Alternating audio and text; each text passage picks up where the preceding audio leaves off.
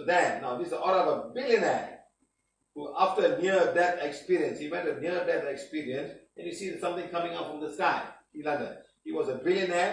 He went up there. He was almost dead. He went up there. He said he saw. He's then BBC. BBC doing because he was a billionaire. He was a British billionaire, and he came back and did all the money to charity. He said, "I don't want all the money. I'm going to charity. Yes, I make many people rich through the share market, but I'm not doing it now. I want to share my money with everybody else." So he's there in the British thing down there. So he talks about that. He said 3 men. He was confirmed dead, and suddenly he became alive. You know. So remember, the life force was broken, and he went up there and came back again. So some life force can come back and rejuvenate. So you will be hibernating, like how your blood will go so low, the pumping is so low, you may not even know. People don't realize the heartbeat is there. It's a very high heartbeat, but you're alive. So the moment the life back comes back, it's like your body goes for hibernating. You know, it's like putting the sperm or some cells in liquid nitrogen at negative 190 degrees C. So it's still alive. The moment it comes back, you put it inside, it becomes alive again. So like that, your body can go in some kind of hibernation when some life force comes and take you away, and they can put it back to you again. So this is all called near-death experience. Kirlian கேமரால நம்ம ஒரு கோடீஸ்வரருடைய ஆரா எப்படி இருந்ததுன்னு பார்க்க போறோம். இப்பொழுது நாம் ஒரு கோடீஸ்வரரின் ஆராவை பற்றி பேசுகிறோம். அவர் மரணத்தின் விளிம்பு வரை சென்று திரும்பிய ஒரு அனுபவத்தை பெற்றவர். லண்டனில் இருந்தபோது வானத்திலிருந்து ஏதோ ஒன்று வருவதை கண்டார். அவர் ஒரு பிரிட்டிஷ் கோடீஸ்வரர். மரணத்தின் விளிம்பிற்கு சென்று திரும்பிய பிறகு அவர் தனது சொத்துக்கள் அனைத்தையும் தொண்டு நிறுவனங்களுக்கு வழங்கினார். எனக்கு இவ்வளவு பணம் தேவையில்லை, நான் அதை தொண்டு செய்ய விரும்புகிறேன். பங்கு சந்தை மூலம் நான் பெரும் செல்வத்தை ஈட்டியது உண்மைதான், ஆனால் இப்பொழுது அதை செய்வதில்லை.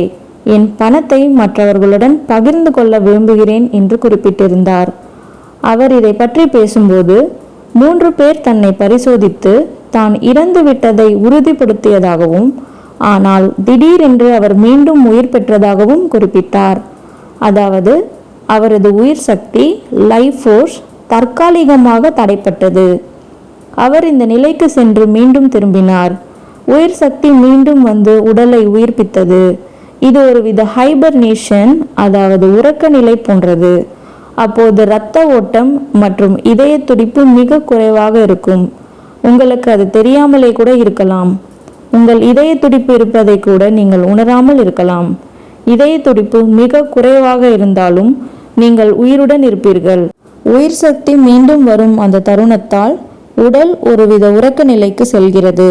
எடுத்துக்காட்டாக, விந்து அல்லது சில செல்களை திரவ நைட்ரஜனில் 190 டிகிரி செல்சியஸ் வெப்பநிலையில் வைக்கும்போது அவை உயிருடன் இருப்பதை போன்றது. இது அதை மீண்டும் வெளியே எடுக்கும்போது அது மீண்டும் செயல்பட தொடங்குகிறது.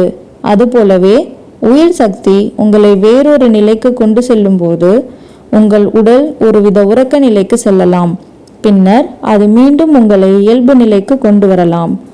இது மரணத்தின் விளிம்பு வரை சென்று திரும்பும் அனுபவத்தை பற்றியது. Next, another term for this person is all violet in color. Some green down there, heart chakra is activated, but mostly white. Is a big ball of white over his crown chakra and lot of violet color. Right.